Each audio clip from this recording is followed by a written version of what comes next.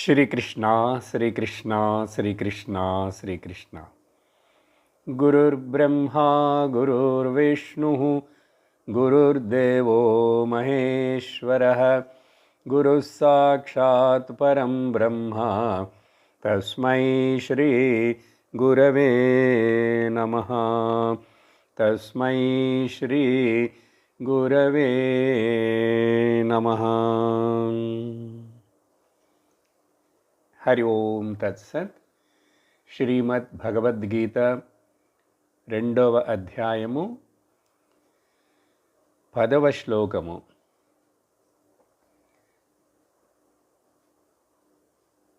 సంజయ ఉవాచ తమువాచ హృషీకేశః ప్రహసన్నివ భారత సేనయోరుభయోర్मध्ये విషీదంతమిదం వచః. సాంఖ్యయోగము అని పేరు ఇవ్వబడినటువంటి ఈ 2వ అధ్యాయంలో కూడా ప్రారంభంలో సంజయుడు తెలియజేస్తున్నాడు ధృతరాష్ట్రుల వారికి అర్జునుడి యొక్క ఆ దీన స్థితి, కార్పణ్య బుద్ధి, డిప్రెషన్, విషాదము అవన్నిటినీ వర్ణించిన తర్వాత అర్జునుడు మరల ఏం మాట్లాడాడు, అలా మాట్లాడుతున్నప్పుడు 7వ శ్లోకంలో ఒక ముఖ్యమైన టర్నింగ్ పాయింట్ అర్జునుడిలో కలిగిందని విన్నాం. ఆ శ్లోకం చాలా ముఖ్యమైనదని కూడా చెప్పాను. కార్పణ్యదోషోపహత స్వభావః పృచ్ఛామి త్వాం ధర్మసమ్మూఢచేతాః యశ్రేయస్యాన్నిశ్చితం బ్రూహి తన్మే శిష్యస్తేహం షాధి మాం త్వాం ప్రపన్నం. ఈ శ్లోకంలో అర్జునుడు తన యొక్క బలహీనతను ఒప్పుకుంటున్నాడు. తన యొక్క తప్పైనటువంటి నిర్ణయాన్ని గురించి ఒప్పుకుంటున్నాడు. నాకు ఏమి నిర్ణయించాలి, యుద్ధం చేయాలా అక్కర్లేదా అని ఏమి నిర్ణయించాలి నాకు తెలియకుండా కన్ఫ్యూషన్లో ఉన్నాను. కాబట్టి నువ్వు నన్ను నీ శిష్యుడిగా స్వీకరించి నాకు నీవు ఏది మంచిదో దాన్ని నాకు ఉపదేశం చెయ్యి. నిశ్చయించి డిసైడ్ ఏది నాకు మంచిదో, శ్రేయస్సు అది నువ్వు నాకు ఉపదేశించదువుగాక అని చెప్పి కోరాడు. దీనిలో 4 విషయాలు. ఒక మనుష్యుడు తాను ఆధ్యాత్మికముగా ఉన్నతి పొందాలి అంటే అతడికి మొదట సంసారం అనే వ్యాధి ఉన్నదని తెలుసుకోవాలని, ఈ వ్యాధిలో నుంచి తప్పించుకోవటానికి నాకు నేనుగా ఏమి చేయలేను కాబట్టి నేను సహాయుడిగా ఉన్నానని, సహాయం కోసం ఎవరు నాకు ఈ సంసార వ్యాధికి మందిస్తారు, సహాయపడతారని అటువంటి గురువు దగ్గరికి వెళ్ళటం, అటువంటి గురువు దగ్గరికి వెళ్ళిన తర్వాత ఇంకా ఆయన మీద నమ్మకంతో శ్రద్ధాభక్తులతోటి చెప్పిన ఉపదేశాన్ని వినటం, అంటే మందుని స్వీకరించటం. ఈ 4 స్టేజెస్ ఎప్పుడు ఒక మనిషిలో కలుగుతాయో అప్పుడు అతడు ఆధ్యాత్మికముగా ఉన్నతి పొందటానికి, జీవితం యొక్క నిజమైన లక్ష్యము గమ్యమును పొందటానికి తాను చేసేందుకు ప్రయాణించి పొందేందుకు అవకాశం ఉంటుంది. కాబట్టి అటువంటి ఒక టర్నింగ్ పాయింట్ చక్కటి శ్లోకం. దీనిని మనం కూడా ఎప్పుడు మన జీవితంలో ఏదైనా సందేహము, సందిగ్ధము, కన్ఫ్యూషన్ ఏర్పడినప్పుడు అత్యంత శ్రద్ధతోటి మన ఇష్టదైవం ఎవరైతే ఉన్నదో ఆ దేవుని యొక్క పాదాల ముందు మన హృదయాన్ని పెట్టి ఈ శ్లోకాన్ని ఒక 11 సార్లు 21 సార్లు అట్లా కనుక చెప్పామంటే తప్పనిసరిగా మనకు లోపల నుంచే, మన హృదయంలో నుంచే మనకు సమాధానం దొరుకుతుంది. కానీ అత్యంత శరణాగతి భావంతో చెప్పాలి. సరే, ఇప్పుడు ఇలా నువ్వు నాకు నిర్ణయం చేసి నువ్వు ఏది మంచిది అది చెప్పిన తర్వాత ఇంకా అర్జునుడు మరలా మాట్లాడక్కర్లేదు. చూడండి, ఇదే మనము మోక్షము కావాలని, నాకు శాశ్వతమైన సుఖశాంతి రక్షణలు కావాలని ఆశిస్తాము. దాంట్లో కొంత ప్రయత్నము చేస్తాము. ఆధ్యాత్మికం అని చెప్పి దాంట్లో కూడా కొంచెం పాల్గొంటుంటాము. కొన్ని సత్సంగాలు, శ్రవణాలు చేస్తుంటాము.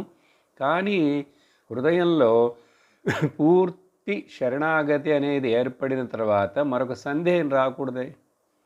కానీ ఇప్పుడు అర్జునుడికి 8వ శ్లోకంలో మరలా ఏం చెప్తున్నాడంటే, 8, 9 శ్లోకాలలో ఈ యొక్క నా దుఃఖం, నా హృదయంలో ఏర్పడిన దౌర్బల్యం, బలహీనత, శరీరంలో ఏర్పడినటువంటి ఈ ఇంద్రియములకు ఏర్పడినటువంటి ఈ కష్టమైన బలహీనత, వీక్నెస్, ఇవన్నీ కూడా ఈ లోకం మొత్తానికి నేను భూపతిని అయినా కూడా, ఈ భూమండలం మొత్తం నాకు రాజ్యముగా దొరికినా కూడా, నా ఈ యొక్క సురాణమపి రాజ్యం, స్వర్గలోకం రాజ్యం అంతా కూడా నాకు దొరికినా కూడా, ఈ నా మనసులో ఏర్పడినటువంటి ఈ ఎమోషనల్ బ్రేక్డౌన్, దుఃఖము, డిప్రెషను, ఈ బాధ ఇది పోతుందని నాకు నమ్మకం లేదు. కాబట్టి ఆ అర్జునుడు చివరగా ఏం చెప్తున్నాడంటే, ఎవరు అర్జునుడు? గుడాకేశుడైనటువంటి అర్జునుడు, పరంతపుడైనటువంటి అర్జునుడు, ఆ భగవాను శ్రీకృష్ణుడు ఋషికేశుడితోటి నేను ఈ యుద్ధం చేయను, నా యోత్స్య అని మరలా తాను నిర్ణయం చేసుకొని తన నిర్ణయాన్ని ప్రకటిస్తున్నాడు. చూసారా కాంట్రడిక్షను? ముందు 7వ శ్లోకంలో ఇప్పుడే నువ్వు నాకు ఏది మంచిదో నువ్వు నిర్ణయించి నువ్వే నాకు ఉపదేశించాయి అని అన్న తర్వాత మళ్ళీ ఇతడు డెసిషన్ తీసుకుంటాడు, నేను యుద్ధం చేయకపోవటం లేదు అని. చూసారా? వెరీ క్లియర్ కాన్ఫ్లిక్ట్ పర్సనాలిటీ మనకి ఇక్కడ తెలుస్తుంది. ఇదే విధంగా మనం కూడా జీవితంలో భగవంతుడు, భక్తి అంటాం, లేక జ్ఞానము, గురు ఉపదేశాలు అని వింటాం. కానీ మనలో ఉన్నటువంటి మన ఆలోచనలు, పాత భావాలు, వాటిని తొలగించటానికి ఇష్టపడము. వాటిని చాలా ఒక పక్కన ఒక మూలలో గట్టిగా పట్టుకొనే ఉండి ఇది కూడా కొంచెం కొంచెం వింటుంటాం, చేస్తుందాం అని అనుకుంటుంటారు. దీనివలన పని జరగదు, ప్రయోజనం కలగదు. కాబట్టి ఇది విరుద్ధం, కాంట్రడిక్షన్ పూర్తిగా అని చెప్పి మరలా సైలెంట్ అయిపోయినాడు అర్జునుడు. అప్పుడు ఇంకా ఆ పరిస్థితిలో అర్జునుడికి బోధన చేయాల్సిందే. ఏదో కొంచెమైనా ఒప్పుకున్నాడు, నేను నీ శిష్యుడిగా అయినాను, నువ్వు నన్ను శిష్యుగా స్వీకరించు, నాలో కార్పణ్య దోషం ఉంది, నా బుద్ధి అంతా సమ్మూఢము చేత హరించబడింది అని చెప్పి ఒప్పుకున్నాడు. సరే, దానికోసమైనా ఇప్పుడు వేరే మార్గం లేదు కాబట్టి ఇంతసేపు మాట్లాడకుండా ఉన్నటువంటి శ్రీకృష్ణుడు, ఆ భగవంతుడు ఆ 2 సేనల మధ్యలో ఇలా దుఃఖిస్తూ కూర్చుండిపోయినటువంటి ఆ అర్జునుడితోటి చిరునవ్వుతోటి ప్రహసన్నివ ఇదం వచః ప్రహసన్నివ ఋషికేశ ప్రహసన్నివ. ఈ పదం చాలా ముఖ్యం. ఇక్కడ దాకా గడిచిన సత్సంగంలో మనం చూసాం. జస్ట్ ఇప్పుడు ఒక ఫీడ్బ్యాక్ ఇచ్చాం. భగవంతుడు పూర్తి భగవద్గీతను ఆయన యుద్ధరంగంలోనే మధ్యలో సేనల మధ్యలో ఉన్నాడు. కొంచెంసేపట్లో యుద్ధం ఆరంభం అయిపోతుంది. చూడండి, అటువంటి పరిస్థితిలో ఉండి రథసారథిగా ఒప్పుకున్నవాడు, ఆ పనిని చేస్తూ, కానీ అర్జునుడు ఇంత దుఃఖపడిపోయి డిప్రెషన్ అయిపోయి ఎమోషనల్ బ్రేక్ డౌన్ అయినా కూడా ఇంతగా ఆర్గ్యూ చేసి మాట్లాడాడు అర్జునుడు ఎన్ని విషయాలు. కానీ భగవంతుడు ఆయన అటువంటి నిశ్చల స్థితిలోనే ఉండి, ఎప్పుడైతే మనిషి నిశ్చల స్థితిలో ఉంటాడో, సమబుద్ధితోటి ఉంటాడో, అటువంటి నిశ్చల సమబుద్ధి ఉన్నటువంటి వాడు జ్ఞానుడై ఉండాలి. భగవంతుడు సాక్షాత్ జ్ఞానస్వరూపుడు కాబట్టి ఋషికేశుడు నవ్వుతున్నట్లుగా ప్రహసన్ ఇవ అంటే భగవంతుడు కృష్ణుడి ముఖంలో కోపం కానీ, విసుగు కానీ, చీదరించుకున్నట్లు కానీ ఏది లేదు. మధ్యలో 2 మాటలు మాట్లాడాడు అర్జునుడిని కొంచెం అట్లా షేక్ చేయటానికి. అవి చూశాం. కుతస్త్వ కష్మలమిదం క్లైభ్యం మాస్మగమః పార్థ అని ఈ 2-3 శ్లోకాల్లో చూసాం ఈ అధ్యాయంలో. అంతవరకే అన్నాడు. లేకపోతే ఇప్పుడు అలాంటి అర్జునుడిని యుద్ధరంగంలో అందరి మధ్యలో నిలబడి ఉండి, ఈయన రథం సారథిగా ఉండి, ఇప్పుడు మరి ఇంకేదోటి చెయ్యాలి కదా. అందుకని అసలు ఇతడికి ఏదైనా వేరే ఇంకా పైన ఏదైనా బోధిస్తే చెప్తే వింటాడా అని చెప్పి మొదట్లో కదిలించాడు. కొంచెం అర్జునుడి యొక్క అభిమానాన్ని, అహంకారం మీద దెబ్బ కొట్టాడు. క్లైభ్యమాస్మగమః పార్థ, ఇట్లా మొగతనాన్ని చూపించకుండా పేడితనాన్ని చూపిస్తున్నట్టు ఇట్లా ప్రవర్తించకు, ఇది ఎక్కడి నుంచి వచ్చింది నీకని. అప్పుడు కూడా అర్జునుడు కొంచెం కదిలి మాట్లాడాడు. కానీ మరలా తన డెసిషన్ తనే చెప్తున్నాడు. మరి ఇప్పుడు భగవంతుడు నిర్ణయం చేసుకున్నాడు చిరునవ్వుతోటి. కాబట్టి భగవద్గీత నవ్వుతూ చెప్పబడింది. నవ్వుతూ అంటే చిరునవ్వుతో, హృదయంలో ఆనందముతోటి. అలాంటప్పుడు మరి భగవద్గీత చెప్పేవాళ్ళందరూ ఎందుకు సీరియస్గా ఉండాలి? వినేవాళ్ళు ఎందుకు సీరియస్గా ఉండాలి? జీవితంలో ఇంత సీరియస్నెస్ అనేది అవసరం లేదు, పనికి రానిది. సిన్సియర్గా ఉండు చాలు. అందుకని ఆనందమును వ్యక్తము చేయటమే, ఆనందముతోటి ఉంటూ, ఆనందముతోటే పని చేస్తూ, ఆనందము కోసమే అని కాకుండా ఆనందమే మన లక్ష్యము, ఆనందమే చేస్తున్నప్పుడు ఆనందమే, చేయటానికి ప్రారంభించడానికి ముందు ఆనందమే, లక్ష్యము ఆనందము. అందుకని ఆనందస్వరూపుడు భగవంతుడు కదా. సత్యం జ్ఞానం అనంతం అంటే అర్థం ఆనందమనే. ఆనంద సాగర మురళీధర మేరా ప్రభు రాధేశ్యామ వేణుగోపాల. చాలామందికి ఆధ్యాత్మిక మార్గం, స్పిరిచువల్ ప్రాక్టీస్ అని కొంచెం వేదాంతం ఇవన్నీ చేస్తున్నప్పుడు వాళ్ళు చాలా ఒక రకంగా సీరియస్ అయిపోతారు. వాళ్ళు ఏదో స్పెషల్గా చేస్తున్నట్లుగా ఉంటారు. నవ్వటమే మానేస్తారు కొంతమంది. అప్పుడు భగవద్గీత ఉపదేశం, వేదాంతం మన ముఖం క్యాస్ట్రాల్ ఫేస్ లాగా అవ్వటానికి కాదండి. జీవితం నవ్వుతూ ఆనందంతోటి ఏదో చేసి ఆనందాన్ని పొందటం కాదు. సంక్రాంతి పండుగ జరుపుకున్నాం, 4 రోజులు 5 రోజులు సెలవులు వచ్చినాయి, అక్కడికి ఇక్కడికి తిరిగాం, చెరుకులు తిన్నాం, ఇవి తిన్నాం, అవి తిన్నాం. అప్పుడు ఏదో ఎంజాయ్ చేయటం కాదు, ఏదో అనుభవించి. అసలు జీవితమే మన యొక్క వ్యక్తిత్వము, మన యొక్క అస్తిత్వము, మన మనుగడే ఆనందాన్ని వ్యక్తం చేస్తుండాలండి ప్రతి పనిలోనూ, ప్రతి మాటలోనూ. అప్పుడేంటి, ఇంకా దుఃఖం అనేదే లేదా? ఇప్పుడు పొట్టలో నొప్పిగా ఉన్నది అంటే, స్టమక్ పెయిన్ అంటే మరి దుఃఖము రాకుండా ఎట్లా ఉంటుంది? నొప్పి పుడుతున్నది కదా. లేక తల పగిలిపోయేంత స్ప్లిట్టింగ్ హెడేక్ ఉంటే దుఃఖం ఉంది. కానీ ఆ బ్యాలెన్స్డ్ మైండ్ పర్సన్ వచ్చి దానికి కుంగిపోడు. ఆ బాధను, పెయిన్‌ను కూడా గమనిస్తుంటాడు. అందుకని దానికి ఏమి చేసుకోవాలో పూసుకుంటాడు. అతడు కూడా అమృతాంజనం పూసుకుంటాడు. కావాలంటే ఒక టాబ్లెట్ వేసుకోవాల్సి వస్తే వేసుకుంటాడు. కానీ విషయం ఏమిటంటే భగవాన్ శ్రీకృష్ణుడు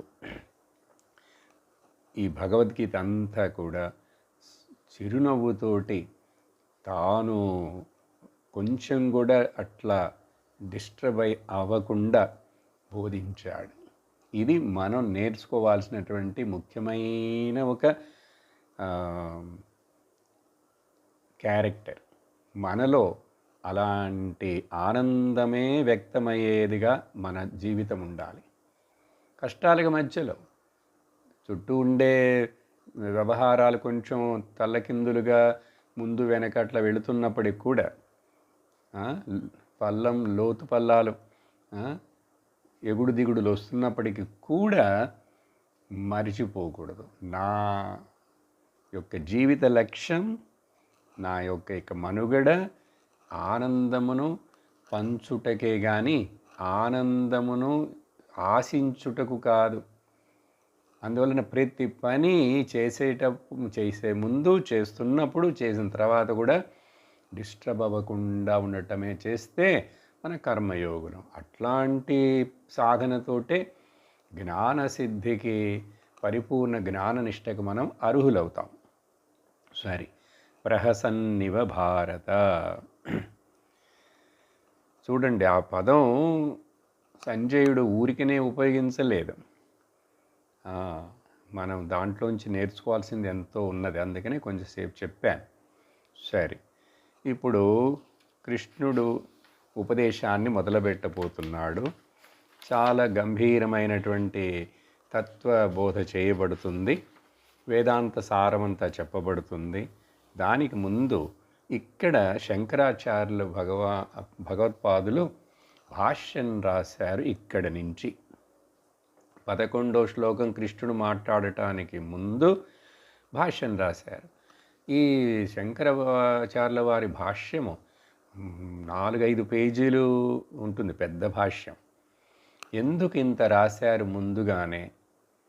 ఇంత ముందుదంతా ఆయన చదవలేదా? దానికి ఏమీ మాట్లాడలేదంటే అది మనసులో పెట్టుకొని ఆ మొదటి అధ్యాయంలో ప్రారంభించి అక్కడి నుంచి ఇప్పుడు ఈ అధ్యాయంలో ఇక్కడ వరకు ఏమిటి? ఇక్కడ వరకు నయోత్సైతి గోవింద ముక్త్వా తూష్ణీం బభూవ. అక్కడ దాకా అసలు విషయం ఏమిటి? ఇది అర్జునుడికి మాత్రమేనా ఇలాంటి ఒక సందర్భం, పరిస్థితి అని అదంతా మనసులో పెట్టుకొని అసలు భగవద్గీత ఆ తర్వాత కృష్ణుడు ఏమి బోధించబోతున్నాడు అని చాలామందికి చాలా రకాలైన అభిప్రాయాలు ఉన్నాయి. అందువలన ఇక్కడ కొంచెం పూర్వపక్షవాదము, వేదాంతి యొక్క వివరణము కలుపుతూ చెప్తూ ఈయన సంబంధ భాష్యాన్ని రాశారు. ఇది అంతా చదవను, దాంట్లో నుంచి ఒక 4-5 విషయాలని మనం తెలుసుకొని ఆ తర్వాత ఆ ఉపదేశానికి, భగవద్గీత పై శ్లోకాలకు మనం వెళ్ళాలి. ఇది ఇక్కడ చాలా అవసరం. ఏమిటది? ఎందుకు?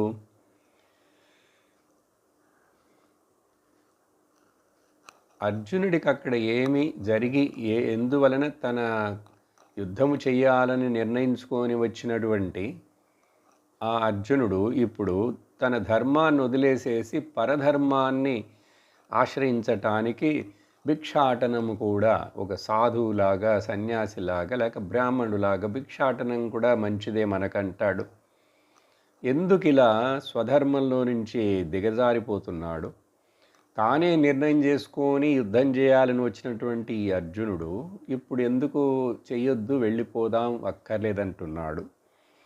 ఇదే ప్రతి మనిషి జీవికి కూడా, మనుషులకు ముఖ్యంగా లోకంలో ఇత్యేతదంతః ప్రాణినాం ఇది ఏతద్ అంతః ప్రతి ప్రాణికి, ఇక్కడ ప్రాణి అంటే మనుషులను తీసుకునే, శోక మోహాది సంసార బీజ భూత దోషోద్భవ కారణ ప్రదర్శనార్థత్వేన వ్యాఖ్యాయో గ్రంథ.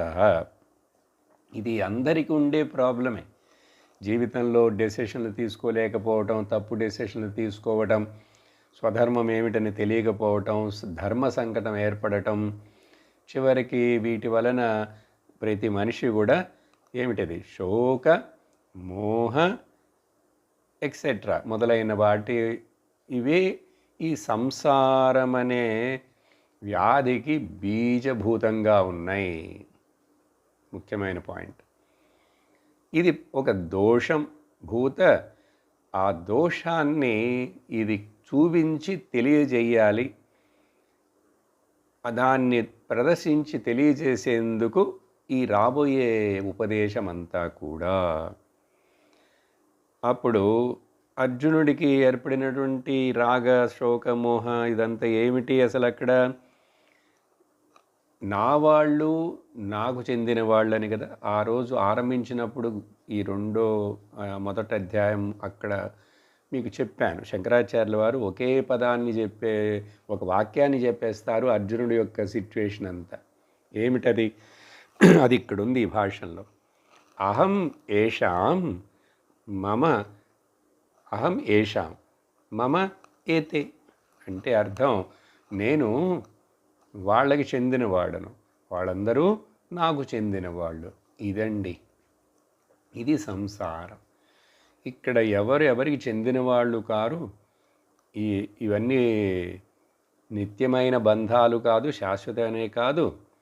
ఇది ఇట్లా ఒక డ్రామా ఇక్కడ జరుగుతున్నది. కానీ అహమేషా మమయేతే ఇత్యేవం, దీనికి శంకరాచార్యులు భ్రాంతి ప్రత్యయ నిమిత్త స్నేహ విచ్ఛేదాది నిమిత్త ఆత్మనః శోకమోహౌ ప్రదర్శితౌ, ఇది చూపిస్తున్నాడు అర్జునుడు, వ్యక్తపరిచారు. ఏంటది? భ్రాంతి ఏర్పడింది. యుద్ధరంగంలోకి వచ్చిన తర్వాత వారియర్గా, క్షత్రియుడిగా ఇంకా ముందు నిల్చున్నవాడు గురువా, తాతగారా, లేక వాళ్ళ అని చూస్తే ఎట్లా? అందుకని ధర్మము ముందు ఈ బాంధవ్యాలు, బంధుత్వాలు అడ్డు రాకూడదు. మనకు జీవితంలో చాలామందికి ఇవి అడ్డం వచ్చినప్పుడు ధర్మాన్ని వదిలేస్తాం, అధర్మం పాలుపడటానికి ముందుకు వెళతాం కదా.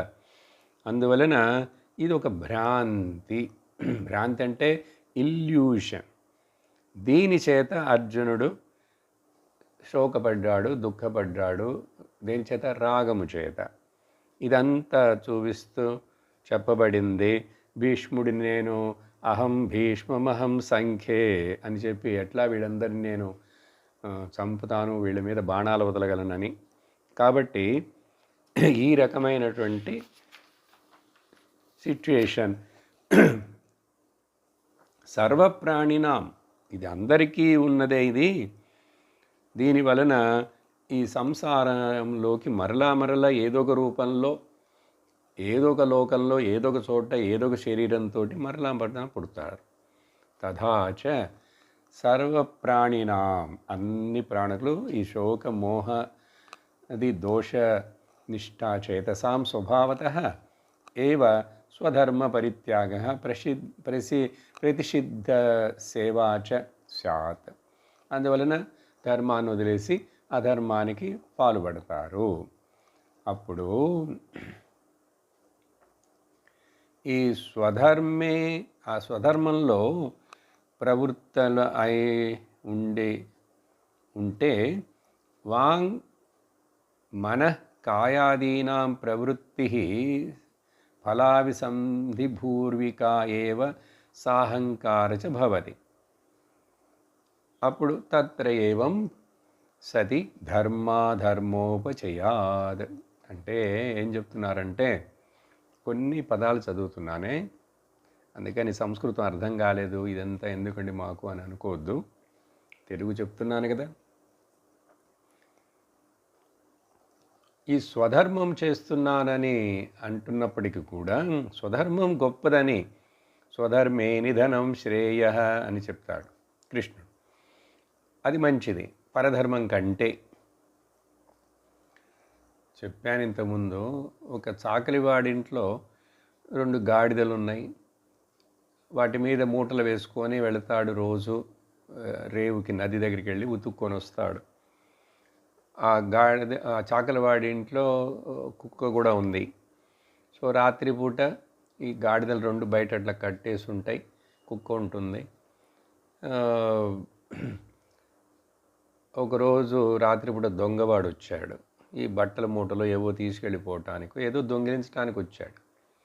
వస్తే కుక్క అరవకుండా నిద్రపోతున్నది బాగా, ఏదో మరి కారణంగా కుక్క అరవలేదు. జనరల్గా ఎవరైనా కొత్త వాళ్ళు వస్తే దొంగవాడు అంటే కుక్క అరవాలి. కుక్కలు పెట్టుకుంటారు ఇళ్లలో అంటే ఇంటి లోపల కాదు, బయట. కానీ కుక్క అరవట్లేదు అని చెప్పి గాడిద గుర్తించింది.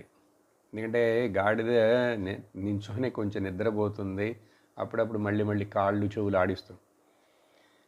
అయ్యో దొంగవాడు వచ్చాడు, కుక్క అరవట్లేదు అని చెప్పి ఈ గాడిద అరవటం మొదలుపెట్టింది.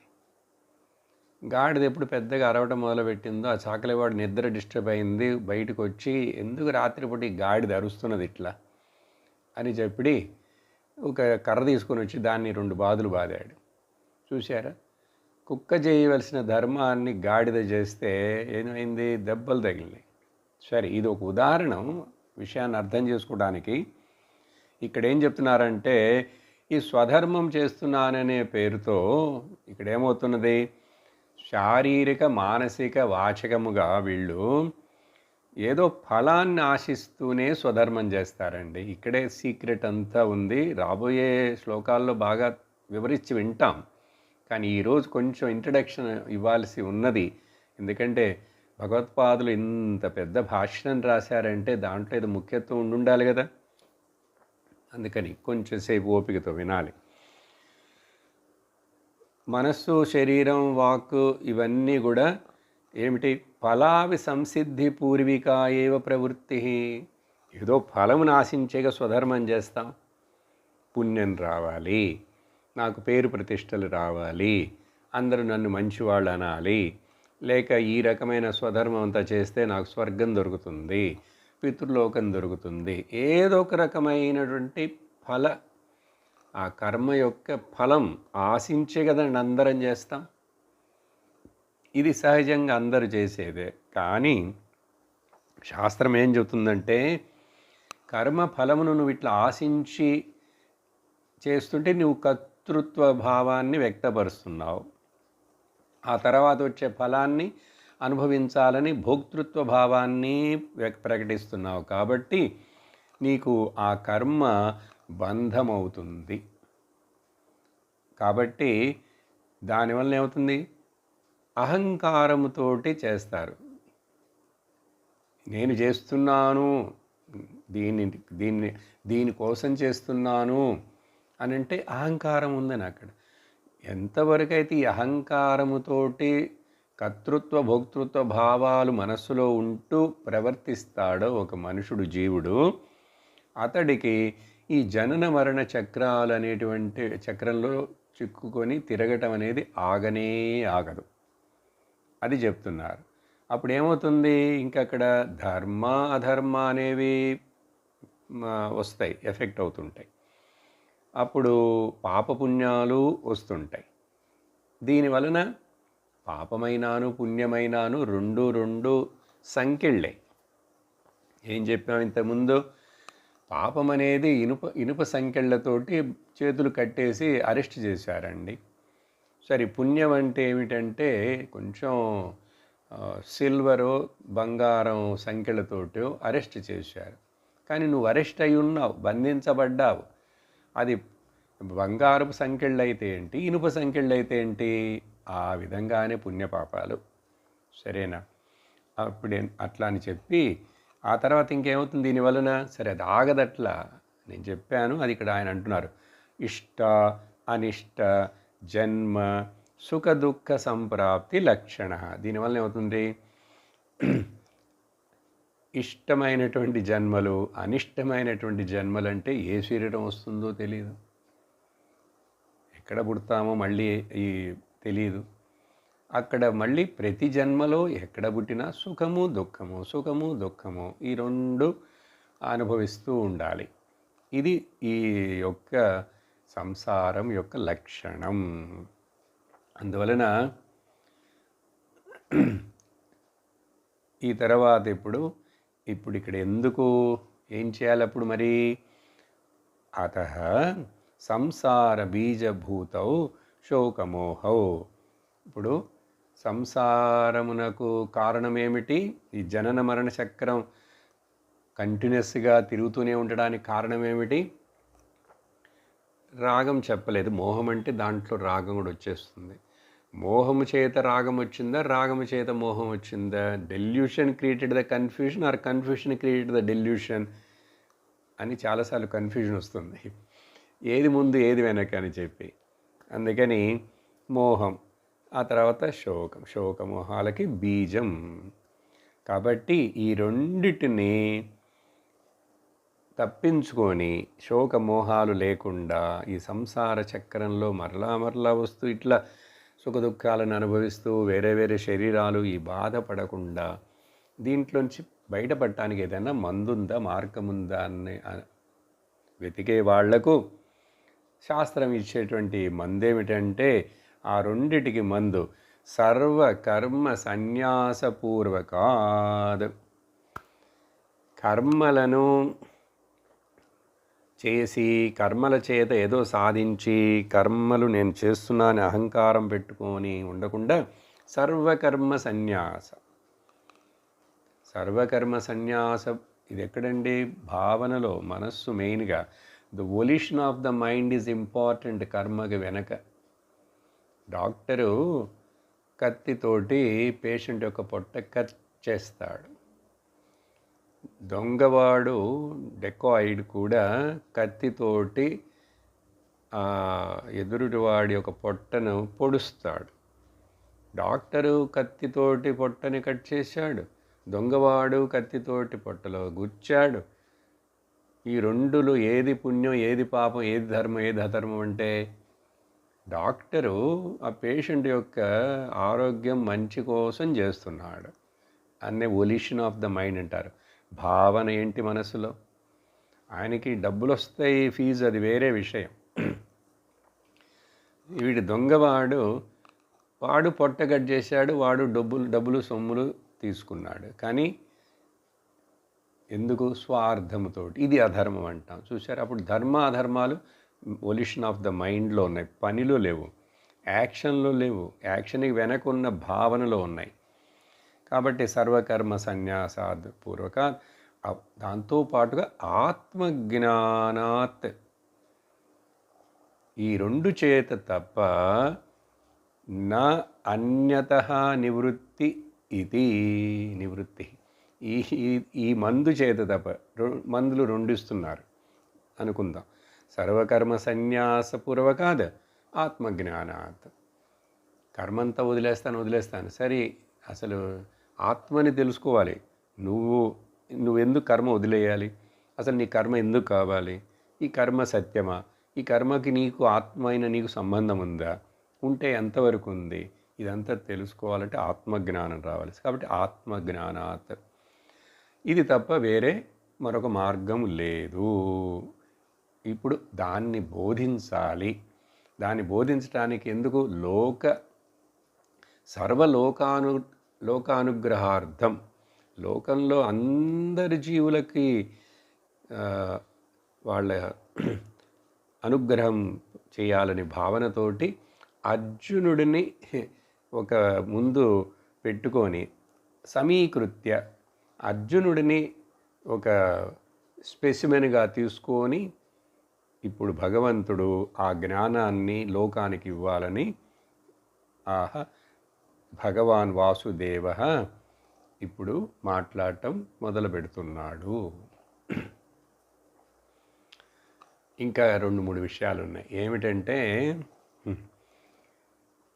ఇట్లా చదవకుండా ఈ మహానుభావులు రాసిన భాష్యములు తెలియకుండా అసలు దీని సంగతి ఏంటని చాలామందికి చాలామందికి గొప్ప భక్తులైనా కానీ గొప్ప గొప్ప మతాలకు చెందిన వాళ్ళు సంప్రదాయాలకు చెందిన వాళ్ళు కానీ భగవద్గీత అసలు ముఖ్యముగా మెయిన్గా ఏం టీచ్ చేస్తున్నది అనేది దాంట్లోంచి తెలుసుకోవడం చాలా కష్టంగా ఉంటుంది. అందుకనే అందరూ వాళ్ళ వాళ్ళ దృష్టికి తగినట్లుగా వాళ్ళ వాళ్ళ దృక్కోణంలో భగవద్గీత వచ్చి పర్సనాలిటీ డెవలప్మెంట్కి, భగవద్గీత వచ్చి మేనేజ్మెంట్కి, Bhagavad Gita managerial manage managing సెక్టర్కి, Bhagavad Gita for stress release అని చెప్పి రకరకాలుగా వాటిలోంచి కొన్ని ఎక్కడెక్కడో కొన్ని పదాలు తీసుకొని ఆ స్టేట్మెంట్ని కాపీ కట్ అండ్ పేస్ట్ లాగా పెట్టి ఏవో నడుపుతుంటారు. అది మాత్రమే కాదు, కొంచెం పెద్ద వాళ్ళు చదువుకున్న వాళ్ళు కూడా భగవద్గీత అసలు నిజంగా ఏమి చెప్పదలుచుకున్నది అనేది ధైర్యంగా ఉన్నది ఉన్నట్లుగా చెప్పేవాళ్ళు చాలా కొంతమందే మన శంకరాచార్యుల వారిలాగా, లేక వేదాంత టీచర్స్ లాగా. వేదాంత టీచర్లు మరి వాళ్ళకి ఇష్టమైంది వాళ్ళు చెప్పుకుంటున్నారు, అద్వైతులు ద్వైతులు వాళ్ళకి ఇష్టమైనది చెప్పుకుంటున్నారు, విశిష్టాద్వైతులు వాళ్ళకి ఇష్టమైనది చెప్పుకుంటారని ఇట్లా వాళ్ళ ఇష్టానికి చెప్పుకుంటున్నారంటే అప్పుడు మరి శృతికి సంబంధంగా ఉందా? ఉపనిషత్తుల యొక్క సారం ఏమిటి అనేది ఇక్కడ ఉన్నది. అదేమిటి ఉపనిషత్తు సారం? మోక్షం, జ్ఞానం.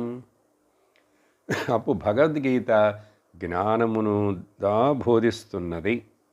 లేకపోతే కర్మయోగం గురించి చెప్పబడింది. ఎందుకంటే శ్లోకాలు కొన్ని అట్లా ఉంటాయి, కర్మణ్యేవాధికారస్తే మా ఫలేషు కదాచన, చాలా కాంట్రడిక్టరీగా కొంచెం కన్ఫ్యూజన్ చేసేలాగా ఉంటాయి శ్లోకాలు అక్కడక్కడ. అందుకని అట్లా ఆషామాషిగా ఏదో వింటూ చదువుతూ ఉంటే భగవద్గీత ఏదో చాలా సింపులే అని చెప్పి ఇది కాదు. అలాగే భగవద్గీత భక్తి యోగాన్ని గురించి హైలైట్గా చెప్తున్నది అనేట్లుగా కనపడతాయి కొన్ని శ్లోకాలు. లేక 6వ అధ్యాయంలో చెప్పినట్లుగా ఆ యోగము ధ్యానం గురించి చెప్పారు.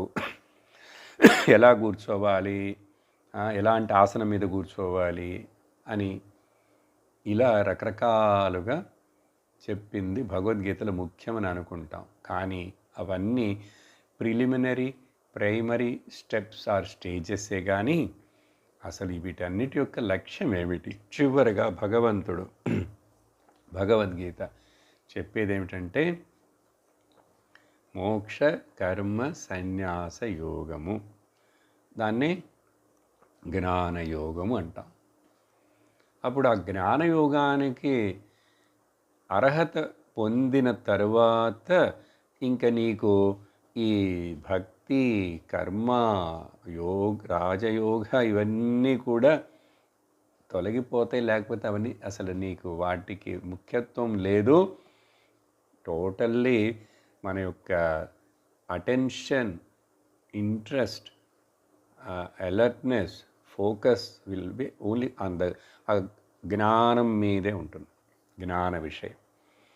ఇది అర్థం చేసుకోకుండా అప్పుడు జ్ఞానం మాత్రమే వింటే, ఆత్మ గురించి వింటే చాలా అని సందేహం వచ్చి, లేక మరి ఆత్మజ్ఞానము, ఆత్మను గురించి విందాం కానీ పక్కనే కర్మను చేస్తూనే ఉండాలండి అని చెప్పే సముచ్చయవాద పక్షము లేక పూర్వపక్షం అని ఒకటి ఉంది. ఒకటంటే చాలామంది మనసులో, మనకే చాలామందికి సరిగ్గా ఇట్లా వినకపోతే తెలీదు, అందుకని ప్రారంభంలోనే చెప్పవలసింది చెప్తున్నాను. వీళ్ళు ఏమంటారంటే కొంతమంది సర్వకర్మ సన్యాసపూర్వకాద్ ఆత్మజ్ఞాన నిష్ఠా మాత్రాద్ ఏవ కేవల కైవల్యం న ప్రాప్యతే. కేవలం సర్వకర్మ సన్యాసము ఫలాపేక్ష లేకుండాను, తర్వాత ఆత్మజ్ఞానం మాత్రమే మోక్షమును ఇవ్వవు. కైవల్యం అంటే మోక్షమును ఇవ్వవు అని చెప్పి వాదన వీళ్ళు. ఇట్లా వాదిస్తారు. ఇంకా కొన్ని చెప్తారు. ఎందుకంటే భగవద్గీతలోనే చూడండి కొన్ని శ్లోకాలు కృష్ణుడు ఏం చెప్తున్నాడో, కర్మను చెయ్యాల్సిందే అని చెప్పి ఆయన అక్కడ అధచేత్వమిమం ధర్మ్యం సంగ్రామం న కరిష్యసి, నువ్వు ఈ ధర్మయుద్ధమైన సంగ్రామాన్ని చేపినావంటే నీకు అకీర్తి వస్తుంది, పాపం వస్తుందని చెప్పాడు. అప్పుడు కర్మ చేయమనే కదా చెప్తున్నాడు అని ఇట్లా భగవద్గీతలో అక్కడక్కడ తప్పుగా అర్థం చేసుకుండేందుకు అవకాశం ఉన్నటువంటి చాలా శ్లోకాలు, సందర్భాలు అవన్నిటిని ఇక్కడ మెన్షన్ చేస్తూ ఈ పూర్వపక్షి మాట్లాడుతుంటే శంకరాచార్యులు అవన్నీ కోట్ చేస్తూ రాస్తున్నారు. మీకు అన్నీ చెప్పట్లేదు నాను. అందుకని నువ్వు స్వధర్మం కోసం వీళ్ళందరినీ చంపినా కూడా నీకు పాపం అంటుకోదని భగవంతుడు చెప్పాడు. ఇలా రకరకాల స్టేట్మెంట్లు వాళ్ళు కోట్ చేస్తూ ఇక్కడ మెయిన్గా అందుకని కర్మ అండ్ జ్ఞాన సముచ్చయవాదం రెండూ కలిసి ఉండాలి. కేవలం జ్ఞానం చేత మాత్రమే మోక్షం రాదు, కర్మ ఉంటూ ఉండాలి అని ఇది వాదన. ఇప్పుడు దానికి శంకరాచార్యులు వారు సిద్ధాంతి ఆయన రాయటం మొదలుపెట్టి చెప్తారు. దాంట్లో సారాంశం ఏంటంటే కాదు తప్పు నువ్వనేది. జ్ఞాన లక్షణం దాని గురించి భగవంతుడు సపరేట్గా సాంఖ్య జ్ఞాననిష్ట జ్ఞానకర్మనిష్టయో విభాగవచనాద్, జ్ఞాన విషయము యోగ అంటే ఇక్కడ కర్మయోగ విషయము రెండును సపరేట్గా భగవంతుడు చెప్పి ఉన్నాడు. కాబట్టి రెండు బుద్ధిద్వయ ఆశ్రయో, రెండు బుద్ధికి చెందినవే. అప్పుడు అక్కడ ఎవరికి ఏది అర్హత ఉన్నవాడికి సాంఖ్యయోగేన సాంఖ్యానాం కర్మయోగేన యోగినాం. ఇక్కడ సాంఖ్యయోగం అంటే మొన్న ఇంట్రడక్షన్లో చెప్పాను, కపిల సాంఖ్యము అప్పుడని అట్లా అని కాదు. ఇది పూర్ణ వేదాంత సిద్ధాంతమైతో శృతుల యొక్క ఉపనిషత్తుల యొక్క సమ్మతంగా ఉండేటువంటిది సాంఖ్యయోగం అంటారు. ఏమిటిది సాంఖ్యం అంటే? పరమార్థతత్వ నిరూపణం కృతం తత్ సాంఖ్యం. యత్ పరమార్థతత్వ నిరూపణం కృతం తత్ సాంఖ్యం.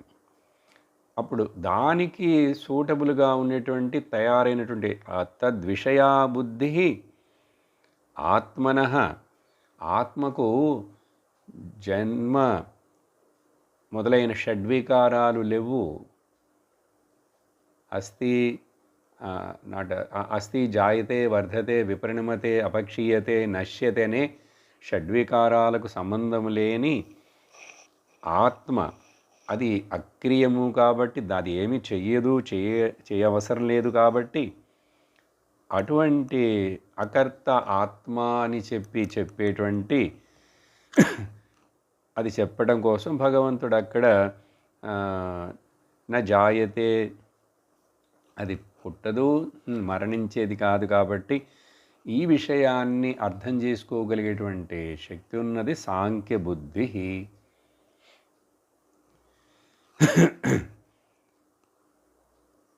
కాబట్టి ఇది జ్ఞాన నిష్ట కోసం చేసేది.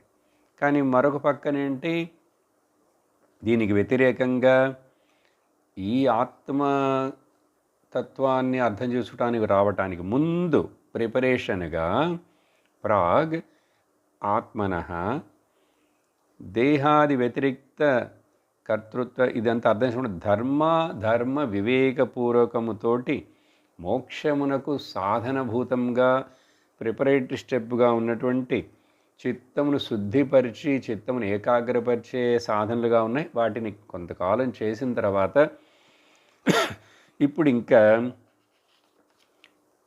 తయారయ్యేంత వరకు అవి చేయొచ్చు, చేసుకో.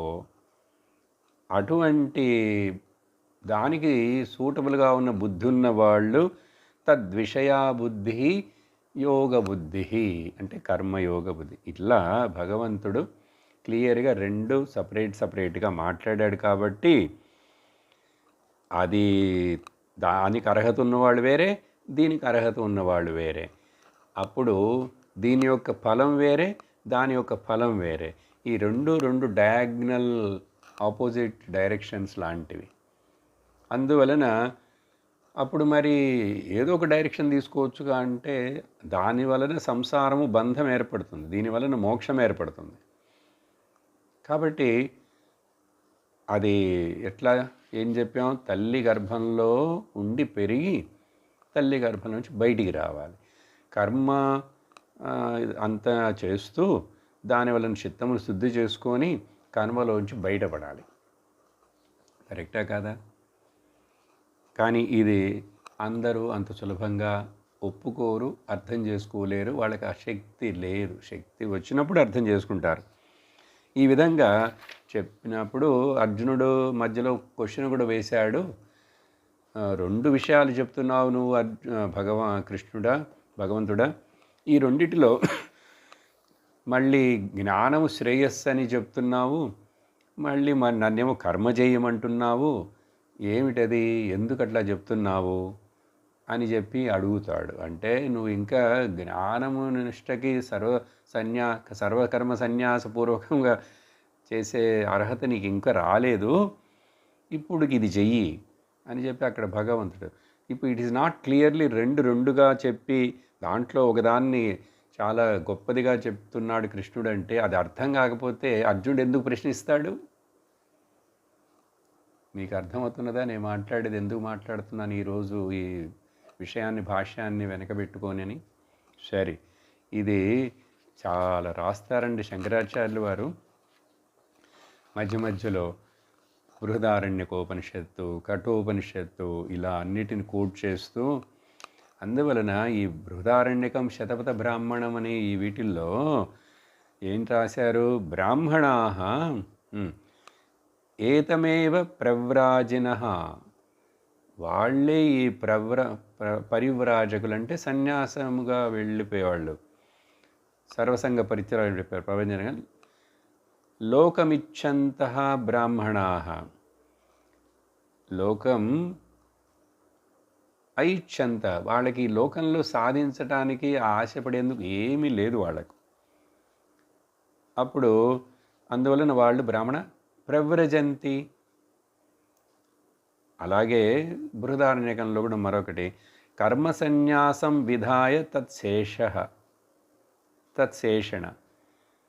అందువలన లేకపోతే ఎందుకు వాళ్ళు పరివ్రాజకుడు కూడా వెళ్ళిపోవాలి? యాజ్ఞవల్క్యుడు వారు, ఆయనకి భార్యలు ఉన్నారు ఇద్దరు, వాళ్ళతోటి ఇంక చెప్పేసి నేను అన్నీ వదిలేసి వెళుతున్నాను అని చెప్పి ఆయన అని చెప్తాడు. మీకు అన్నీ తెలుసు, మీరు ఎందుకు ఇక్కడ అన్నీ వదిలేసేటటువంటి, తెలిసిన దాంట్లో నిష్ట పొందడానికి, ఇంకా జీవితాంతము ఈ సంసారము కుటుంబం అని దీంట్లోనే ఉండకూడదని చెప్పి ఆయన చెప్తాడు. దాంట్లో మైత్రి అర్థం చేసుకుంటుంది, కాత్యాయని అర్థం చేసుకోదు. సరే, మైత్రేయికి చాలా చక్కటి ఉపదేశం కూడా చేస్తారు, ఆవిడ ప్రశ్నిస్తుంది. సరే, అందువలన ఇక్కడ చెప్పిన విషయం ఏమిటంటే ఇదే సర్వకర్మ సన్యాసం. ఇలా చాలా చోట్ల వివరించి చెప్పబడింది.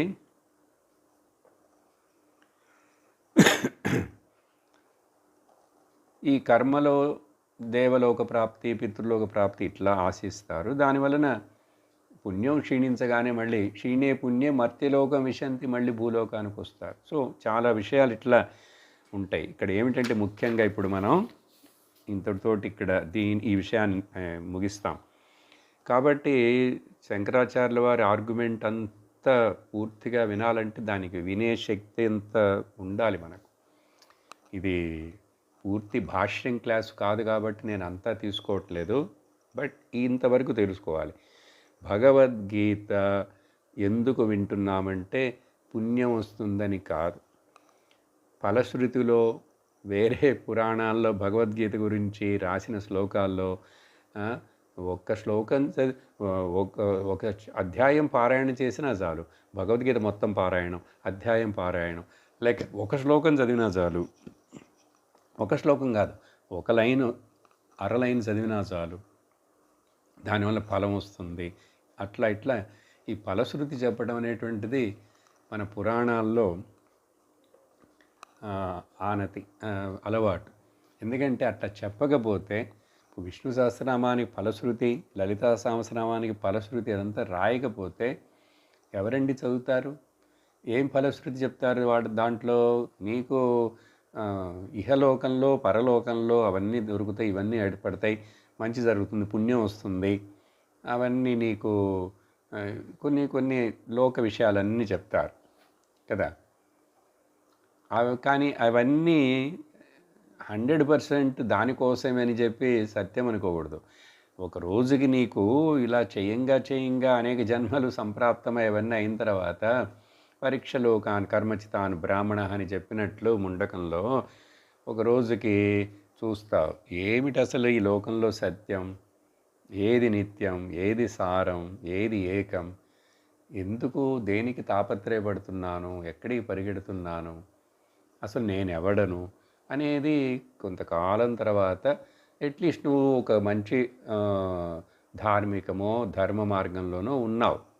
కానీ చెప్పాను ఇంతకుముందు, రిలీజియస్ లైఫ్ స్టైల్లో నుంచి స్పిరిచువల్ లైఫ్ స్టైల్కి రావటం అనేటువంటి ఒక పెద్ద పారాడైమ్ షిఫ్ట్ అండి. ఇప్పుడు ఇక్కడ భగవద్గీత ముఖ్యంగా నేను వివరించే ఈ విధానము, ఎందుకంటే కొంతమంది వేరే వేరే విధంగా వివరించవచ్చు. నేను అద్వైత ఆచారులైనటువంటి శంకర భగవత్పాదులు ఉపనిషత్తుల యొక్క సారం, ఆయన రాసిన భాష్యాలన్నీ ఇవన్నీ మనసులో పెట్టుకొని గుర్తుపెట్టుకొని చూస్తే భగవద్గీత ఈజ్ మెంట్ ఫర్, ఇది మోక్ష శాస్త్రం. శ్రీకృష్ణార్జున సంవాదే ఉపనిషత్సు బ్రహ్మ విద్యాయాం యోగశాస్త్రే మోక్షశాస్త్రం. కాబట్టి మరి ఇంక దానిని హైలైట్ చేస్తూ మాట్లాడాలి. మధ్యలో ఏవో కొన్ని పెట్టకథలాగా అవి ఇవి చెప్తుంటాం, కానీ లక్ష్యం మర్చిపోకూడదు. భగవద్గీత దేనికోసం? వేరే ఎవరెవరు ఏమిటోటు మాట్లాడలేండి.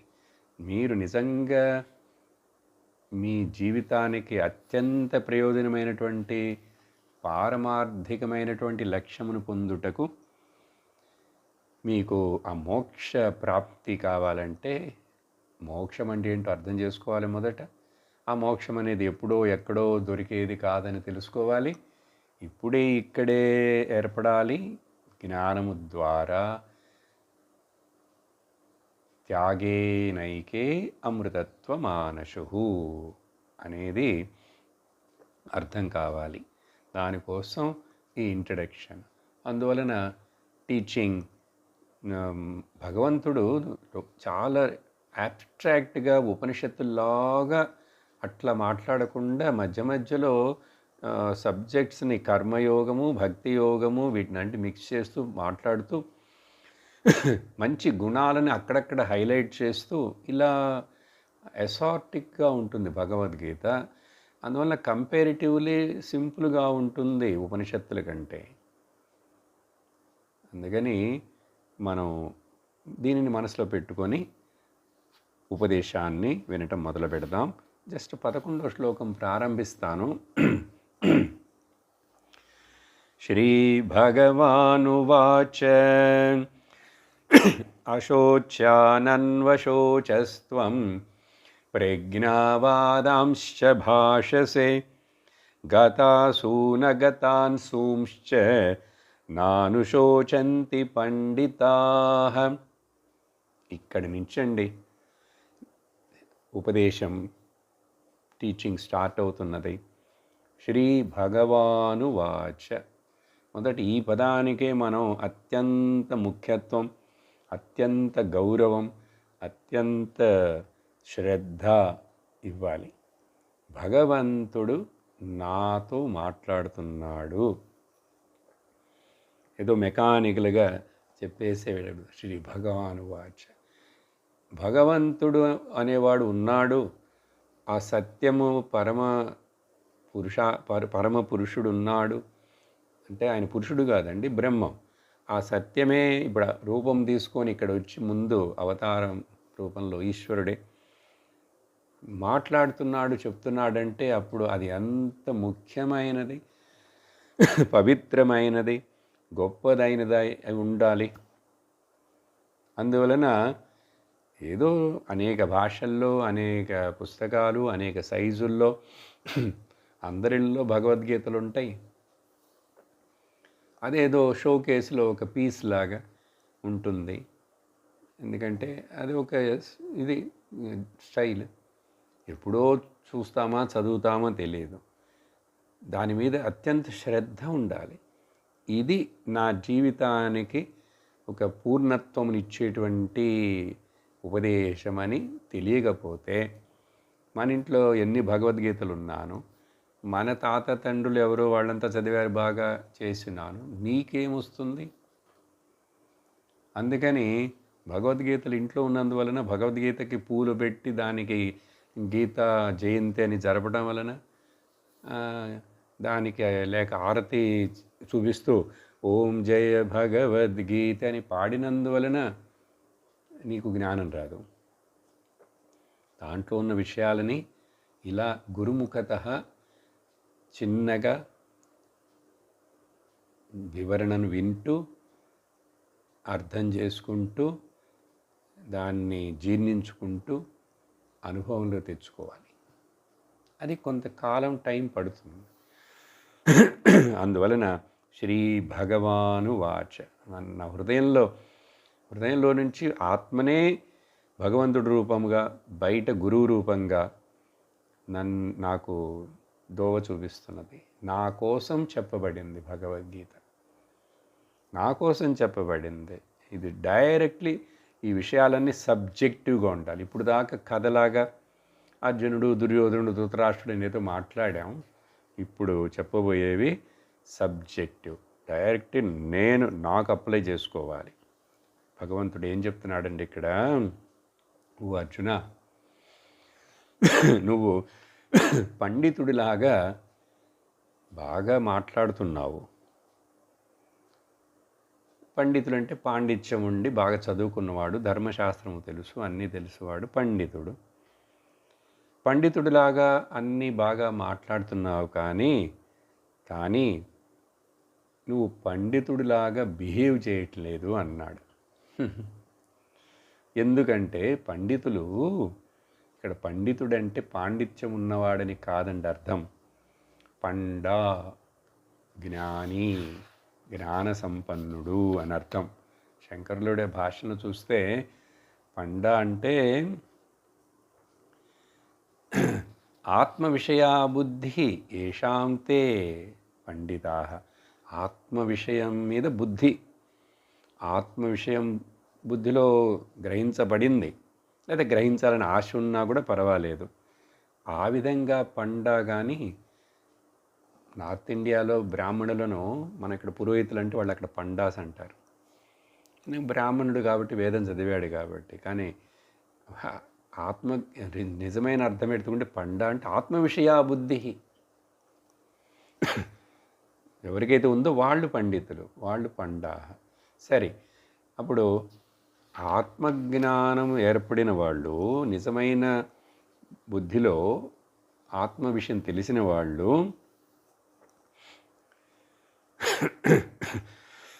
శోకించవలసిన దాని గురించి శోకించరు. అశోచాన్ అన్వశోచస్తాం. శోకించని దాని గురించి, శోకించవలసినది అవసరం లేని దాని గురించి వాళ్ళు శోకించరు. శోకం ఏమిటి? ఈ లోకంలో వచ్చి మరణించి పోతున్న వాళ్ళని గురించి వాళ్ళు శోకపడరు. ఆ తర్వాత పోబోయే వాళ్ళని గురించి కూడా అగతాన్, ఇంకా తర్వాత పోతారు. ఉన్న వాళ్ళని గురించి పోవటానికి, మరణించి పోతారని కదా, ఉన్న వాళ్ళని గురించి కూడా దుఃఖమే కదండి. లోకంలో పిల్లలు ఉన్నారు, నా పిల్లల వల్ల నాకు చాలా కష్టాలండి. అత్తగారు మామగారు ఉన్నారు, వాళ్ళ వల్ల నాకు చాలా కష్టాలు ఉన్నాయి. బతుకున్న వాళ్ళని గురించిను నాకు దుఃఖం. అయ్యో వెళ్ళిపోతున్నారు కొంతమంది అని వాళ్ళని గురించి దుఃఖం. కాబట్టి ఇక్కడ ఏం చెప్తున్నారంటే అశోచ్యాహ అన్వశోచస్తం. ఇప్పుడు భీష్ముడు ద్రోణుడు వీళ్ళందరూ పోతారు అని చెప్పి నువ్వు అనుకుంటున్నావు. వాళ్ళు నిజంగా చూస్తే ఆత్మభావంలో వాళ్ళు ఎక్కడికి పోలేదు. కాబట్టి ఏంటి ఏం సొన్న పరమార్థ రూపేణ వాళ్ళందరూ నిత్యత్వాత్ వాళ్ళు ఆత్మ రూపంలో వాళ్ళు ఎక్కడికి పోలేదు, ఎక్కడికి రాలేదు, ఎక్కడికి పోరు. కాబట్టి ఆత్మ యొక్క విషయం తెలిసిన వాళ్ళకి, అర్థమైన వాళ్ళు పండితులు. వాళ్ళు ఈ వెళ్ళిపోయే శరీరాల గురించి కానీ వెళ్ళపోబోయే శరీరాల గురించి కానీ వాళ్ళు దుఃఖించరు. అశోచాన్ అన్వశోచస్తం గతాసూన్ అగతాంసూంచ నాను శోచంతి. నువ్వు అనవసరంగా వీళ్ళు పోతారు వాళ్ళు పోతారని దుఃఖిస్తున్నావు, కానీ పండితుడైన వాడు అట్లా దుఃఖించడు. కానీ నువ్వు పండితుడిలాగా ప్రజ్ఞావాదాంశ భాషసే, నువ్వు పండితుడు అనుకొని నీకు తెలిసినట్లుగా మాట్లాడుతున్నావు, కానీ నువ్వు నిజంగా పండితుడివి కాదు అని ఇండైరెక్ట్గా చెప్పినట్లేగా. కాబట్టి మనందరం కూడా అనుకుంటుంటాం, I'm so intelligent, I'm so educated, I'm so experienced అని చెప్పి. ఏం ఎక్స్పీరియన్సు, ఏం పండితుడు, ఏం చదివాం? అందరూ లోక విద్యలేక చదివాం, పొట్టగుడ్డి విద్యలే కదా చదివాం. సరే, మరి పొట్టగుడ్డి విద్యలు పొట్టగుడ్డి కోసమే, కానీ బ్రహ్మ విద్య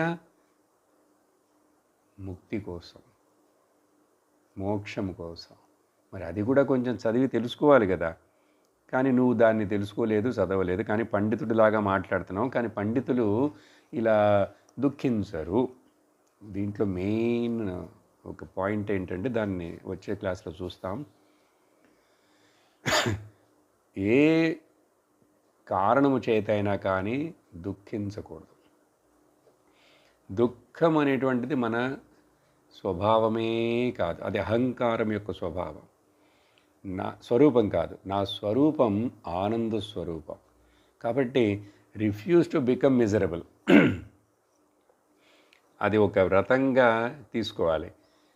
నేను దుఃఖములు వచ్చినా కూడా దుఃఖి అవ్వను.